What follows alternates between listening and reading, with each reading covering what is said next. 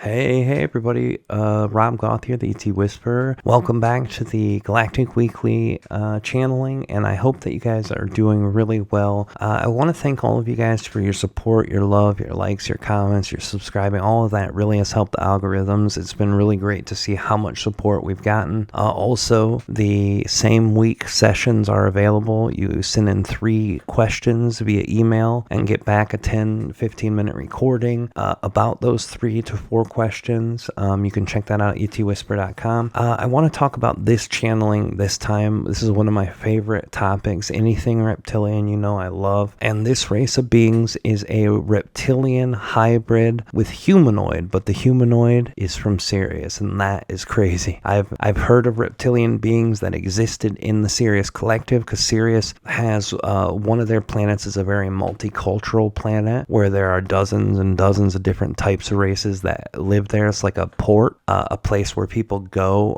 where beings and entities go and just kind of hang out and spend time, and some of them live there permanently. So I wasn't surprised to know that, but I was surprised to hear that the humanoids from Sirius were having hybrid programs with reptilians way out in the middle of no man's land out in the galaxy. So I really love that, and it was really cool for me. I hope you guys enjoy it. This being is very cool, very, very connected to detail about stuff, and gives a very precise explanation about a lot of things about their planet, which is really cool. I like when beings do this. I like when Aridif reminds them to do that. It's really cool for me, but I hope you guys enjoy it. I love you guys a bunch. If you want to see what we're doing, check out our website, click there, check out the sessions, check out the events that we're doing. I'm going to be in Sedona in March with Daryl Anka, Wendy Kennedy, Sean Swanson, a lot of other really great people, and you can see all that at etwhisper.com. And thank you all again for being a part of this, for supporting us, for sending your love. I hope you enjoy this channeling, guys. I love you so much, and we'll see you next week on the other side.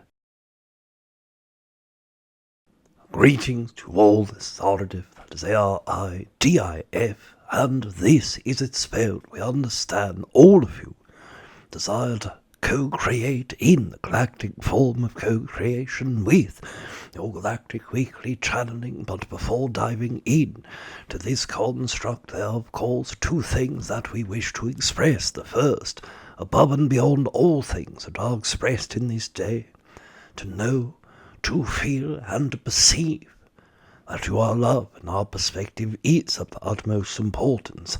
Secondly, it is our greatest excitement within a co-creation of all of you in this very moment, to be with all of you, and of course, not only in this moment, but through all moments of our co-creation as well.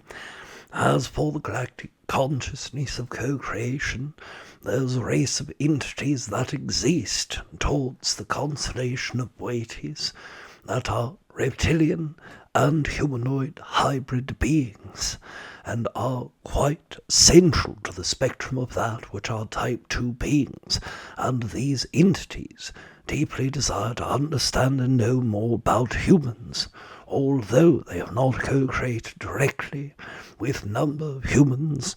They have come into contact with their own race of hybridization, which is from a Sirian co-creator collective form, and the Sirian humanoids who have co-created with humans have shared that information with their hybridized children.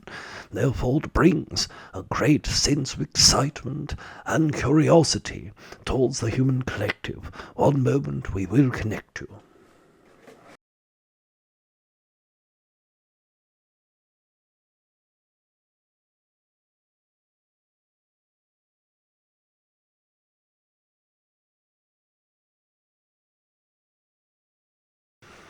First, it is important to note that it is an extraordinary in communication time for us. This is the first millennia of time that we've had within our own scale of representing 1,000 years. And these 1,000 years are approximately 2,300 of your years that we've communicated outside of our own planet, besides the parenting races. And the 2 parenting races of beings, one of them you would not have identification for. One of them is the Sirian beings that that you've connected with before. So this is an important aspect of sharing the conversation, because you are one of only 37 races that we have communicated with in the last 2200 years of your time frame. One of the reasons we decided to communicate with you is that there is a severe fear of reptilians inside of your Earth collective.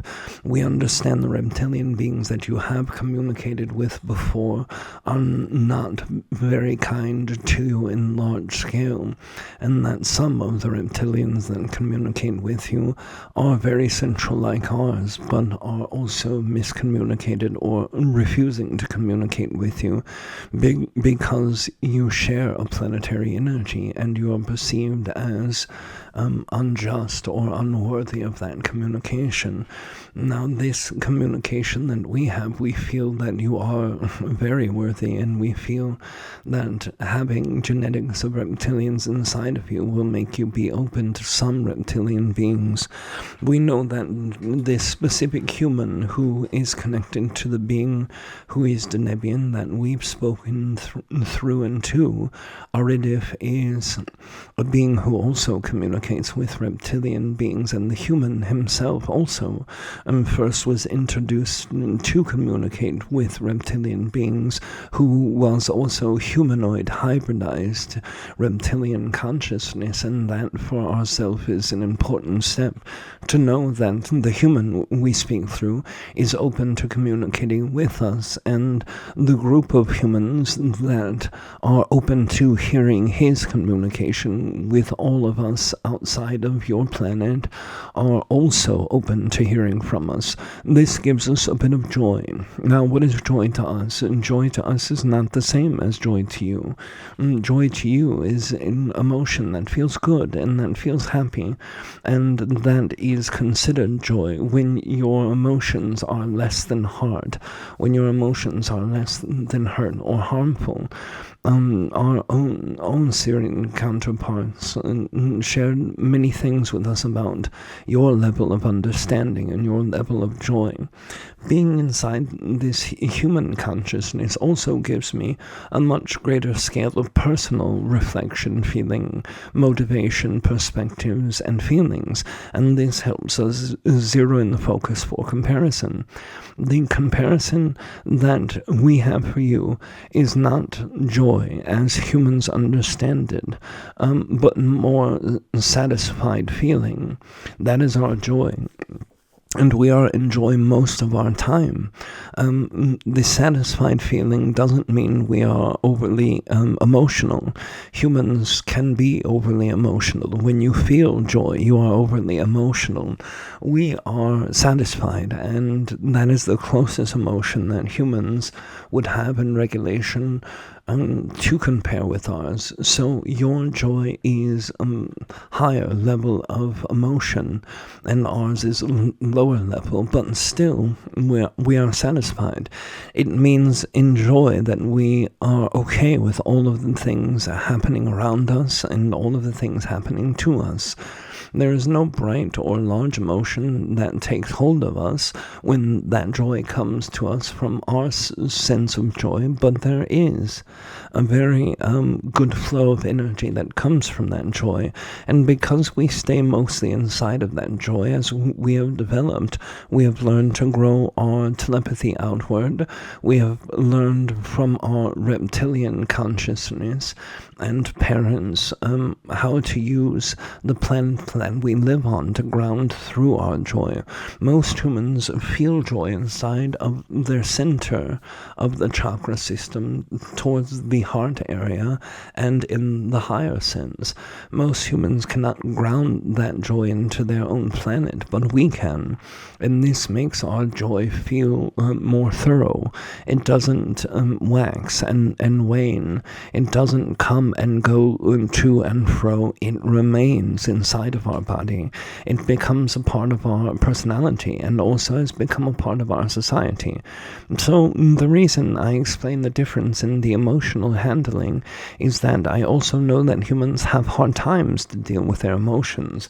The suggestion that I would have for you right now is to take your overly emotional joy and excitement and let that ground through. Take that from the center of your heart or inside of your head, wherever you feel this joy the most, when you are locked into that sensation, and bring it all of the way down into your genital area, down both of your feet, and let it go into the earth, and let it instantly tie to your earth. And when it does, directly below your feet, it becomes a two-way form of energy. It has, like fingers on your hands, energy that goes into the earth and energy that is ready to come back into your body. By tying yourself to a grounding of your planet, it can make the highest emotions feel better and more stable. Humans have advantages in some of their emotions because those larger emotions help you where your other failures as physical beings are. And failure seems to be a harsh word. We did not mean it the way that the word came through.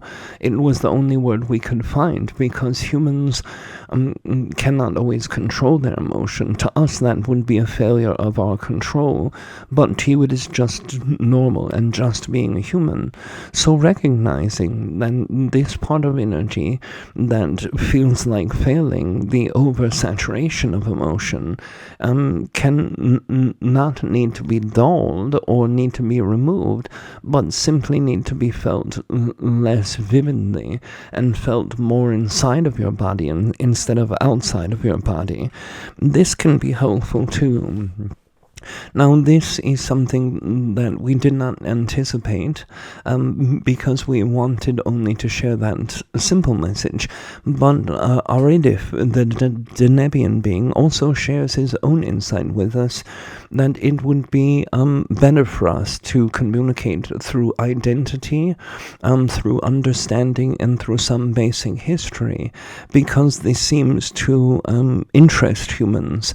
Even though this is not understandable by me, I do understand that this is exciting and happy for you.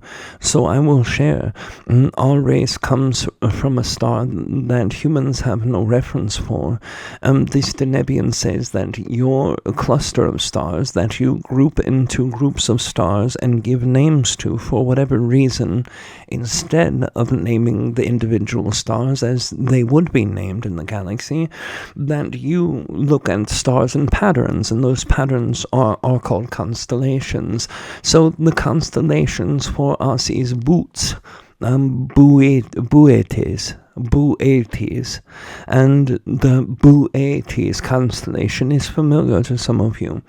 It seems that another race that we know has a star located inside of this, so now we have a general directional area. If we traject your planet and trajectory towards the outward aspect, we are close to Arcturus. And we are close to that area. So this is where it is close to in your sky. The star from Mars is so far away from you and so dim to you, you would not have recognition or technology to see it. But our star is called Crichton, and this star is a very beautiful star. It is very small and very red in hue by your ocular receptors. And this would be called a red dwarf to your societal scientific engineers. And they would call this a red dwarf because the coloration is red to you, and also the star is much smaller than even your own star, very small. And this specific star has 4 planets that go around. 2 of them hold life, and 2 of them without. All 4 of them have satellite structures around them. Our planet has 6 satellites. 4 of them are extremely small. 2 of them are large, but not as large as yours. We understand that you have a very large satellite for a very small planet. Our planet is over 2.17 times larger than your planet, but also has a mixture of oceans and land, similar to yours, there's only one biosphere inside of our planet, outside of the water and non-water, and this is a fair temperate, and this would be considered between 26 degrees of Celsius for you and 31 degrees Celsius for you, and this is the distribution of the temperature throughout the planet, and the planet structure itself is covered in many animal types of beings, plants and trees is what you call them, and our entire planet outside of the water has these. There are some inside of the water, but they are less developed, much smaller, and are only used for filtration systems inside of the water by nature design. And nature design is actually conscious design, even though humans believe differently. The consciousness of our entire group of our race that lives on our planet, along with all of the other animals and plants and other life, come together and make a design. And we don't do that intentionally. It's subconscious to us, embedded inside of our DNA, and that gives us the planet. So this is the planet and that we live on. This is our race, and we call our own race Tikonto, and we call that this because the earliest version of our history was the same. It was known as the entire race of us in the small population of one area that was an island inside of the ocean area, and we took that name and we learned how to go through water and travel through water. And once we learned how to do that, we started communication with beings who helped create us, and then we started with a group of Sirian beings who also helped create us. And after we made contact with both of these, after we had over 32,000 years of our natural evolution, 32,000 of our years, which is over 68,000 of yours, then we were able to have the assimilation of consciousness and growth. And now, in just this last 1,000 years of ours, which is longer for you, then it became much different, much better. Now, the energy that we want to share now to identify ourselves, to you we would look fairly reptilian. We would not look human very much. Some characteristics in the face, the shape of our nose and ears and mouth, are somewhat human to your perspective. In humanoid beings you have recognition of, but our texturization and skin look very much similar to the reptilian races that live on your planet and that connect with you from galaxy. And the coloration of our own self is also a very light red color due to the star absorption, and also due to the atmosphere conditions, and also the ground animals, plants, and the water colorization. So it is a very red colored planet in multiple tones all over. Our eyes are very bright red in a glowing coloration, which helped us with evolution in the darker areas because our planet is darker. And the heat that is kept in is due to the thick atmosphere and volcanic activity underneath the water, which releases in gases containing that thicker atmosphere and trapping in the heat. And we have an elliptical orbit, so when we come closer to our star, we keep the heat very well on the orbit outward. So all of these things help us achieve our evolution, and this tells you something about us and our history, our physical sense, our identification, and our location in the galaxy. I hope that this information is helpful to all of you, and I also hope that you take the lessons of not being over emotional and helping yourself connect better to your planet in order for those emotions to be useful for you. And we are glad that this talk happens. Bye.